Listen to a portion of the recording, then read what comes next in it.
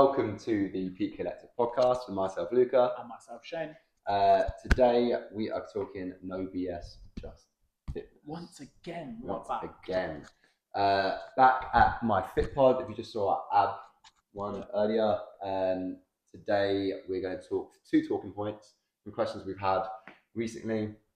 First one being about these guys. Big one. Up there. Barefoot shoes. Yeah, barefoot. What ones are those? These are called Nature Connect, I think. I have Vivo Barefoots and I have these ones. These ones apparently, I'm not willing to test it out, are bulletproof. They're made from the same thing as Kevlar. They're bulletproof? Apparently, not willing to test it out. So how are they creased? So not this bit, this bit. The bottom? Apparently it's made from the same thing as Kevlar. I've never known that. Well, I'm not willing to test it out. Why not? Well, you don't have to wear them. One of them are broken shoes. Well, they won't be if they're bulletproof. But if they're not, you'll be able to get a refund. If we get in a zombie apocalypse, sit there with your shoes up.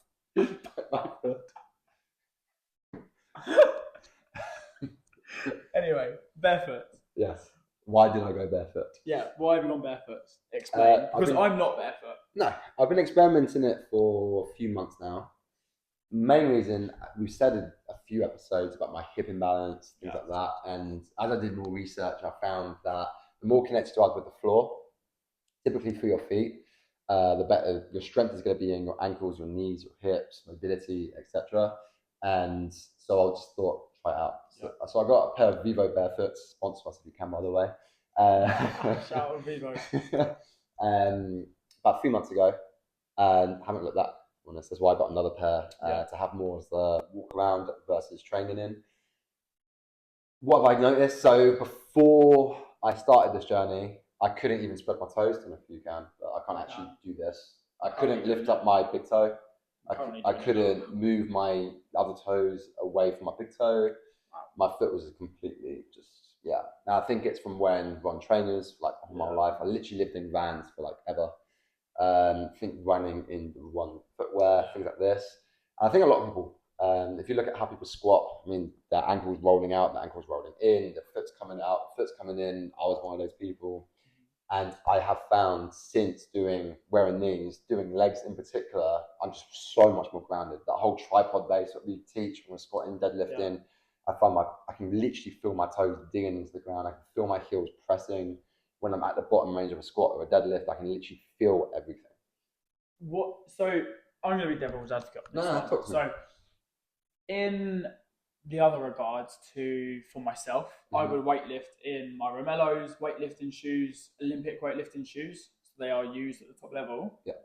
What is the difference? So obviously my heels are elevated. They're suitable shoes for the weightlifting, clean, snatches, whatever. What would you say, why don't you use them if you're lifting, squatting, deadlifting compared to why I would use them? I would say it all depends on the person's goals and what they want to achieve from whatever they're doing. So squatting, deadlifting, running, whatever, right? For example, CrossFit, probably wouldn't wear these. Yeah. Especially if you've got a competition in like a month, as an example.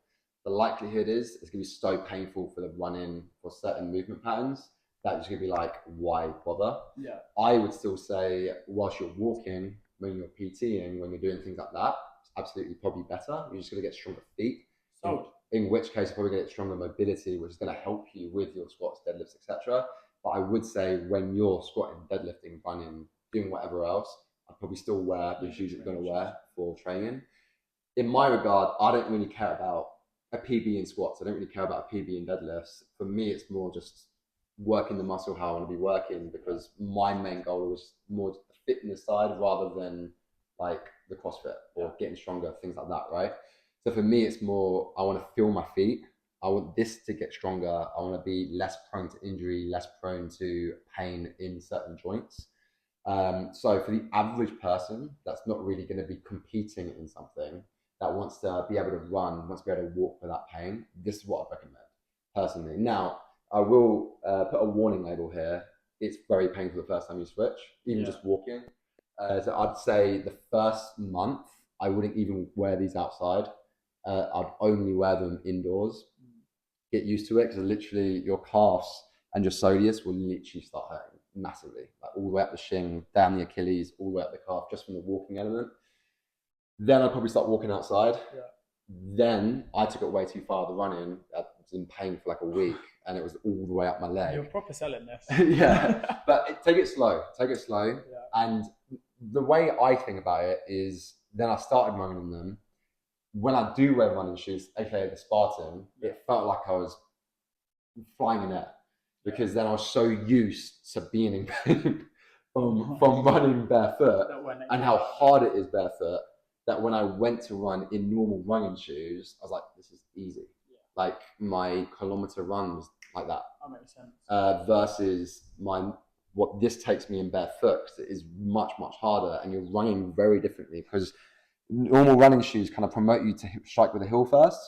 If you do that this, your ankle is going to kill. Yeah. You need to run from the mid to ball of the foot around here. And that's why the Achilles and the calf start hurting. And this will get stronger. So it's almost like literally a progressive overload in itself. Yeah. You're making the run harder to when you compete or when you run in your normal shoes, your running shoes. The run is easier because you're so used to the higher threshold. 100%. It's like doing partials or negative reps with the weight you can't do. And I notice it now. So yesterday I wore Vans. I literally notice I'm wearing shoes. Yeah. Like I know most people now, well, me included, like a few months ago, you wear shoes, just wearing shoes. Yeah. I know when I'm wearing shoes. I can actually feel, like when you're putting gloves on your hands, I can feel that I'm wearing shoes. That makes sense. I might get a pair just for versus work. Now, it literally feels like I'm barefoot. I reckon you've sold me there. Yeah. Not to training though. Vivo, sponsor us. All Nature Contact. Yeah. I take my Natures, yeah. Out of the two, to be fair, I actually find these a little bit more comfortable. I don't know if it's because of the material these are made from. Controversial. Vivo Barefoots, I'd say, feel more barefoot. Mm-hmm. But I'd say if your starting point, these actually felt a bit more comfortable. Although I only got the Vivos are meant, I think, more for indoors. Yeah. There are running versions that might be a bit better. Oh yeah, that makes sense. Cool. Sorry, I went on for ages. No, I respect it. I like it. Yeah, I don't know too much about it, obviously. Any other questions around it? No, I might get some. I said this before, just the personal training and working. Because again, my performance, obviously, the CrossFit, the weightlifting, the performance element of it as well. But I mean, if it's going to help hand in hand with mobility as well, I won't train in them. The way someone sold it to me on a podcast was, imagine wearing a glove in your hand, right? Yeah. You literally feel it. Like you try and pick up things, it feels weird, it feels different. We wear shoes pretty much all day, every day, especially as a PT. Like your feet are literally getting weaker every second because you're wearing something that shouldn't be on your foot. So literally just by going barefoot, one, you will be shorter. It felt really weird being like 2 inches shorter. Right. Fantastic. I was used to be like 6'1" down the gym, and I'm back down to 5'11". Yeah, no, I'm like 6'2". I'm gonna be back down. Thanks, mate. But the other thing was, again, I have felt my feet gotten stronger. Yeah. Just walking, running, everything feels different. Everything. Cool. That makes sense. Question number 2 we had was actually around injuries. And yeah, both of us, to be fair, right now. Injuries and how pain should be felt when training. Yeah. I think there's a difference to a pain threshold when you're training and a high RPE, so rate of perceived exertion, than you're getting injured. Yes. I'd say, let's talk about injuries first. Do you want my list? Or? Let's talk about your current injury. So current injury, yeah, my knee. Just come away from my collarbone that came out. Now, if you don't know, I competed in my first RX CrossFit event when my knee came out, which was fun. It just slid. Basically, I ripped my meniscus last year, and then it just went again at the weekend on the comp. Strapped it up, took a painkiller, finished the day. Did very well considering, and I'm just paying for it now, basically. And I'd say most people watching this, and most people in general, will probably be like, okay, I'm not training because you're injured. Yeah. How were you training around that? I actually saw, I think it was an Instagram reel this morning, and it was me training with like a ruptured ACL, broken collarbone. Like the guy's training well hard with like every injury. And it was like me when I have a bit of a cold and he's just like laying in bed. That's the epitome of me, right?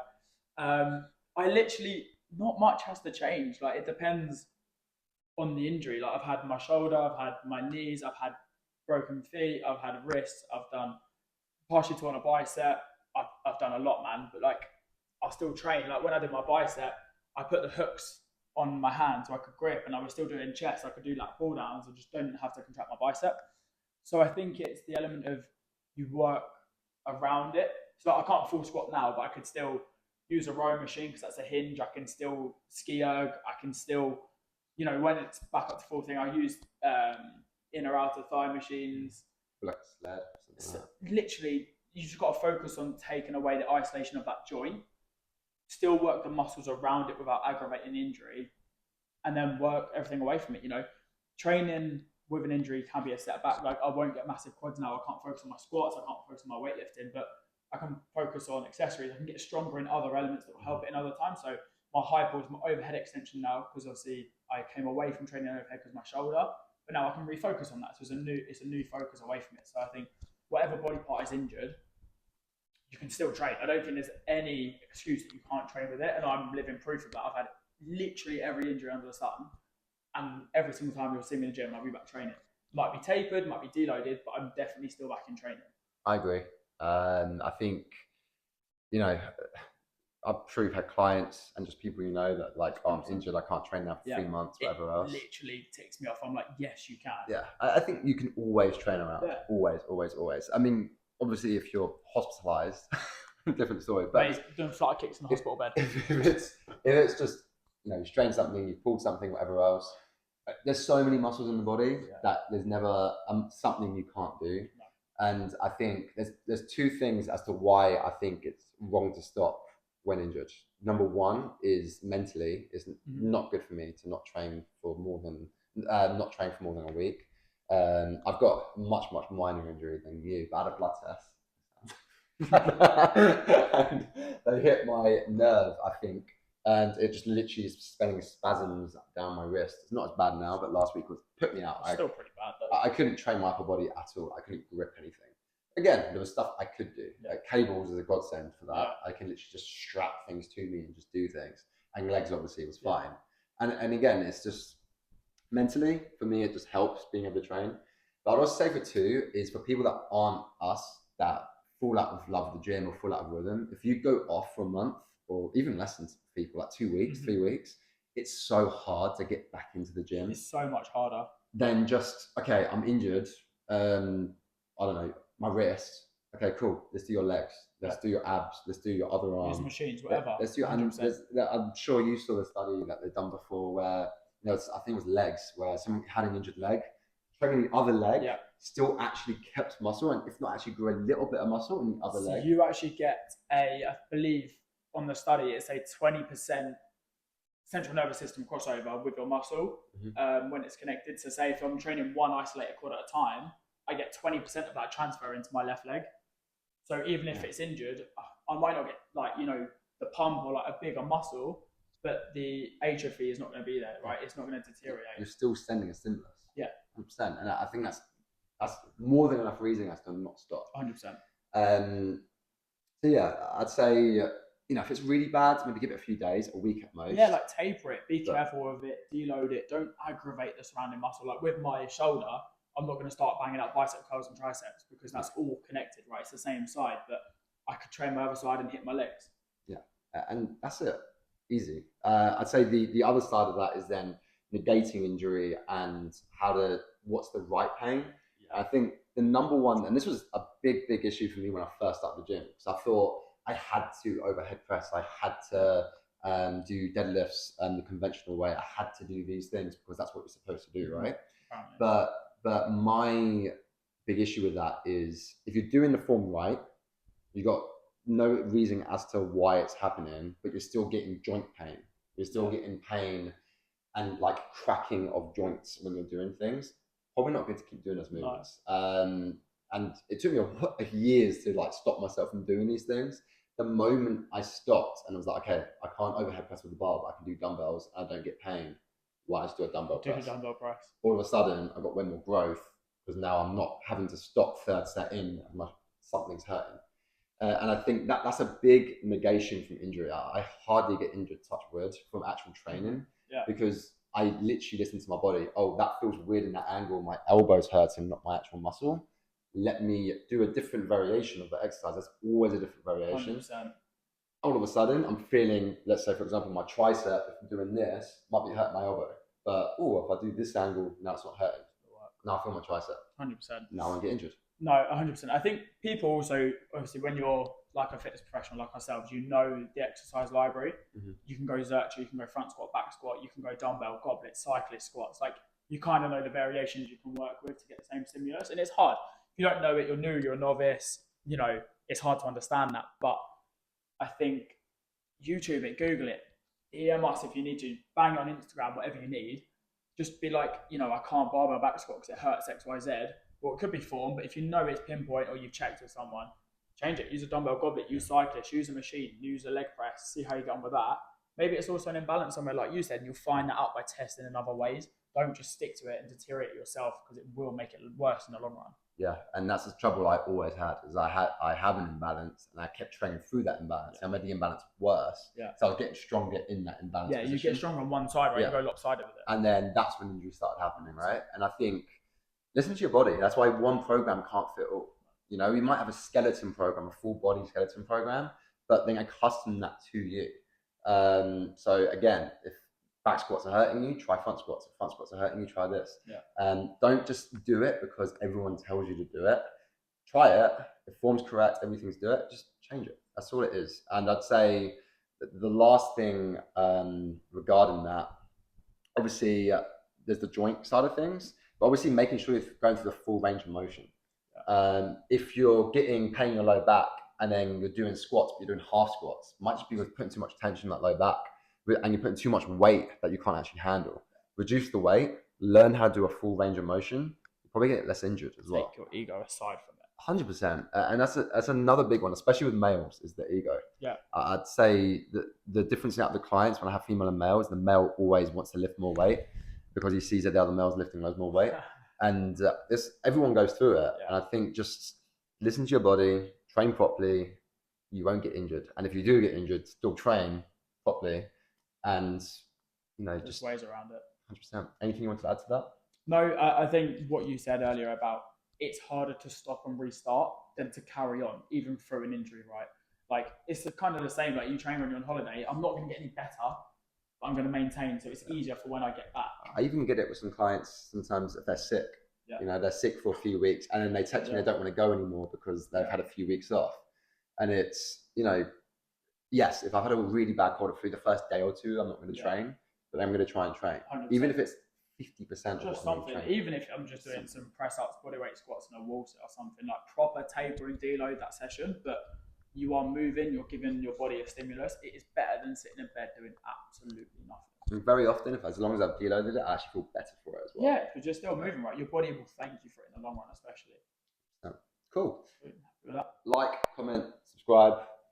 Really helps us boost the algorithm, guys. And any questions, DM us on Instagram or ask us on YouTube or Spotify. Ping us the questions. Let's get some algorithm going. Let's get this boosted up. Let's hit some more subscribers as well, because then we can make bigger and better content as well. And also, if one person asks, everyone else will ask questions as well. So if you've got something, just whack it to us, DM, Instagram, whatever you need to. Let's start growing. Thank you very much.